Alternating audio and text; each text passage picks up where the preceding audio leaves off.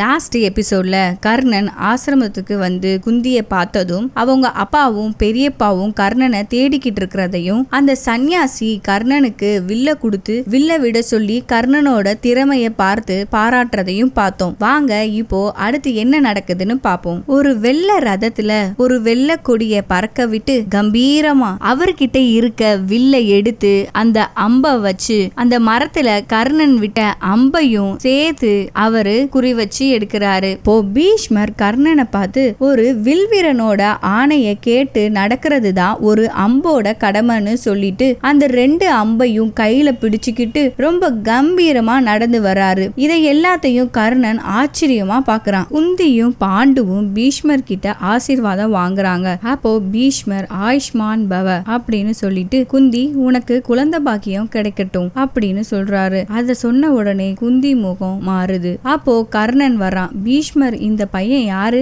அப்படின்னு பாண்டு கிட்ட கேக்குறாரு. ஏப்பா இவனுக்கு கஸ்தூரிமான் வேணுமா, அத புடிக்கிறதுக்காக தான் காட்டுக்கு வந்திருக்கான். நான் அங்க போயிருந்தேன். நான் தான் இவனை விருந்தாளியா ஆசிரமத்துக்கு கூட்டிட்டு வந்தேன் அப்படின்னு சொல்றான். கர்ணா இவர் தான் என்னோட பெரியப்பா பிதா மகன் பீஷ்மன். உடனே கர்ணன் அவங்கள வணங்குறான். வணக்கம் ஐயா அப்படின்னு சொல்றான். பெரியப்பா இவன் ஒரு சிறந்த வில்வீரன். பீஷ்மன் கர்ணன் கிட்ட அவன் விட்ட அம்ப குடுக்கறாரு. பீஷ்மர் கர்ணன் கிட்ட வார்த்தை அப்புறம் அம்பு இது 2ஐயும் பயன்படுத்த நமக்கு அதிகாரம் இல்லனா அதை நாம செயல்பட விடக்கூடாது. இந்த விஷயத்த உங்க அப்பா கண்டிப்பா சொல்லி கொடுத்திருப்பாரே. அப்பா என்ன சொல்லுவாருன்னா வார்த்தைய யோசனையால கட்டுப்படுத்த முடியும், கட்டுப்படுத்துறது கடிவாளத்தால. இந்த அம்ப பத்திலாம் எங்க அப்பா பேசுறதே இல்ல. சரி உங்க அப்பா என்ன வேலை பாக்குறாரு? எங்க அப்பா ஒரு தேரோட்டி, ரதத்தெல்லாம் சரி பார்ப்பாரு. ஆனா அந்த வேலைய நான் கண்டிப்பா பார்க்க மாட்டேன். நான் என்ன ஆவேனா ஒரு வில்வீரன் ஆவேன். கர்ணன் சொன்னதை பார்த்துட்டு பீஷ்மர் வில்ல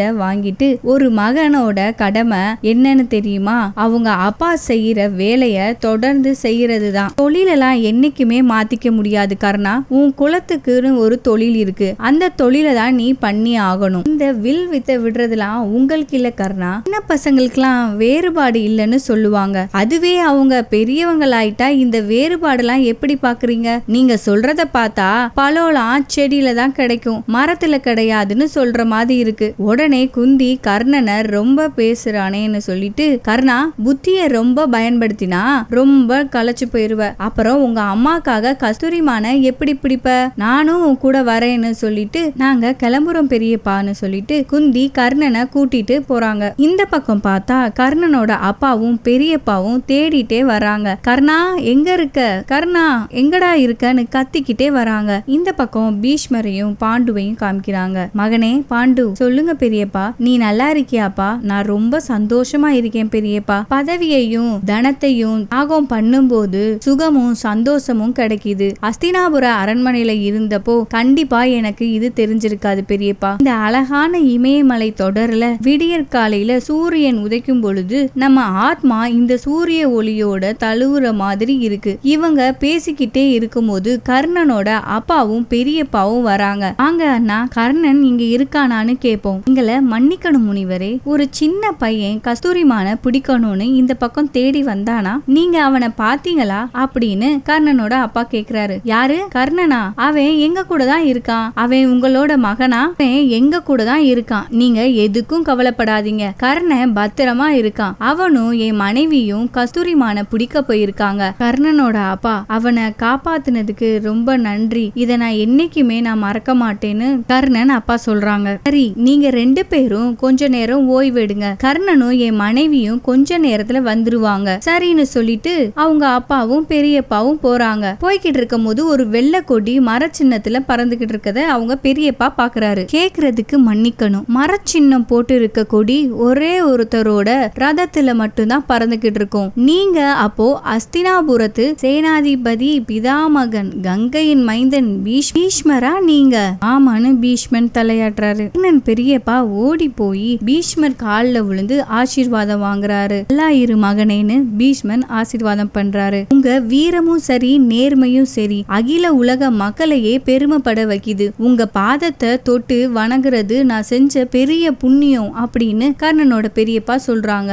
அஸ்தினாபுரத்து மகாராஜா பாண்டு மன்னரா? அஸ்தினாபுர மகாராஜா அப்படின்னா நீங்க குந்திய கல்யாணம் பண்ணி பண்ணிருக்கீங்க சரிதானே? ஆமான்னு பாண்டு தலையாட்டுறாரு. இதை கேட்ட கர்ணனோட அப்பா பதட்டப்படுறாரு. உங்களுக்கு கல்யாணம் நடந்த நேரத்துல குந்திபோஜ் நகரத்துல நான் இல்ல, தெய்வீக ரதத்தை கொண்டு வர போயிட்டேன். கர்ணனோட அப்பா பதட்டப்பட்டுக்கிட்டே, கர்ணன் எங்க மகாராஜா? நீங்க எதுக்கும் கவலைப்படாதீங்க, நான் தான் சொன்னேன்ல அவன் என் மனைவியோட கஸ்தூரிமான பிடிக்க போயிருக்கான்னு, நாங்க அவனை தேடி போறோம் மகாராஜா. அண்ணா வாங்க போலாம் அப்படின்னு கர்ணனோட அப்பா சொல்றாங்க. அதுக்கு மகாராஜா, அவனுக்கு எந்த பிரச்சனையும் வராது, நீங்க எதுக்கும் பயப்படாதீங்க. என் பையனுக்கு எந்த பிரச்சனையும் வராது மகாராஜா, ஆனா மகாராணி குந்திக்கு தான் ஏதாச்சும் பிரச்சனை வந்துருமோன்னு பயப்படுறேன். நான் சீக்கிரம் வாங்க போலான்னு சொல்லிட்டு 2 பேரும் போறாங்க. காட்டுக்கு போன கர்ணனையும் குந்தியையும் காட்டுறாங்க. 2 பேரும் பேசிக்கிட்டே காட்டுக்குள்ள கஸ்தூரிமான பிடிக்க போறாங்க. அப்போ குந்தி கர்ணன் கிட்ட, உங்க அம்மா பேரு என்ன?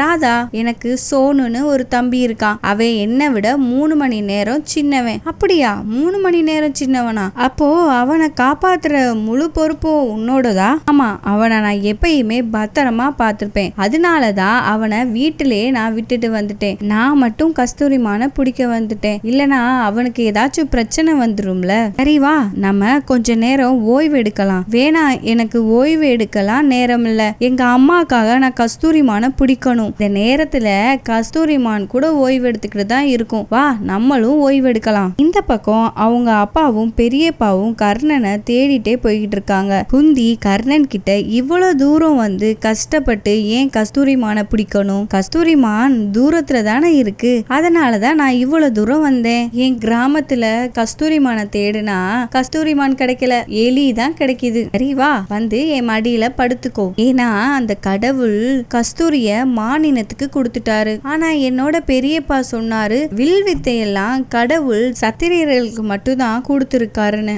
ஆமா கர்ணா, அப்படின்னு சாஸ்திரத்துல இருக்கு. கர்ணன், சரி அந்த எலிக்கும் மானுக்கும் வித்தியாசம் இருக்கு ஒத்துக்கிறேன், ஆனா நானும் அவங்களும் ஒரே மாதிரி தானே இருக்கும், ஏன் கடவுளுக்கு சத்திரியர்கள் மட்டும் பிடிக்குது? இது அந்த கடவுள் எடுத்த முடிவு கர்ணா, இதெல்லாம் சமுதாயத்தோட நடைமுறை. சமுதாயமா? சமுதாயம்னா என்ன?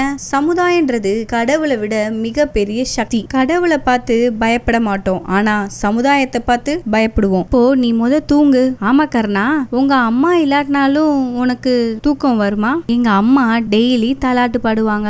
சோனு சின்ன பையன்ல, அவன் கட்டில உட்காந்துக்கிட்டு அவன் தலைய கோதிக்கிட்டே தாலாட்டு பாடுவாங்க. நானும் அப்படியே அந்த தாலாட்டை கேட்பேன். சரி, உங்களுக்கு பையன் இல்லையா? உங்களுக்கு தாலாட்டு பாட தெரியாதுல? நானும் என்னோட சின்ன வயசுல எங்க அம்மா தாலாட்டு பாடுறத கேட்டிருக்கேன் கர்ணா. அத கேட்க நல்லா இருக்குமா? கேட்க நல்லா இல்லனா நீங்க அத பாடவே வேண்டாம், நான் நல்லா தான் பாடுவேன், நீ கண்ணை மூடிட்டே கேளு, நல்லா தூக்கம் வரும். குந்தி தாலாட்டு பாடுறதுல கர்ணன் அப்படியே தூங்குறான். இந்த பக்கம் அவங்க பெரியப்பாவும் அப்பாவும் இன்னும் தேடிக்கிட்டே தான் இருக்காங்க. அப்ப அவங்க பெரியப்பா சொல்றாரு, கர்ணன் மகாராணியோட தான் இருக்கான், அதனால நம்ம பயப்பட தேவையில்லை, கர்ணன் மகாராணியோட இருக்கிறது தான் பயமே, கர்ணனால அவங்களுக்கு ஏதாச்சும் பிரச்சனை வந்துடக்கூடாதுல. கர்ணன் கொஞ்ச நேரத்திலேயே எந்திரிச்சிட்டு, வாங்க குந்தி தேவி, நீங்க தான் எனக்கு மானை பிடிக்க உதவி செய்றேன்னு சொன்னீங்கல்ல, வாங்க போகலாம். கர்ணன் ஓடி போய் அங்க மான் வரத பார்த்துட்டு அம்பு விடுறதுக்காண்டி ஓடுறான். அவன் பின்னாடியே குந்தி தேவியும் ஓடுறாங்க. அந்த மான் பின்னாடி கர்ணன் ஓடுறான். அவனுக்கு பின்னாடி குந்தி தேவி ஓடி போய்கிட்டு இருக்கும் பொழுதே ஒரு கல் தடுக்கி அவங்க கீழே உழுகிற மாதிரி போயிருவாங்க. அப்ப அவங்கள காப்பாத்த கர்ணன் போகும்போது அவன் அந்த மலையில இருந்து அப்படியே கீழே உழுகுறான். கர்ணனுக்கு என்ன ஆச்சுன்றத நம்ம அடுத்த எபிசோட்ல பார்க்கலாம். தேங்க்யூ.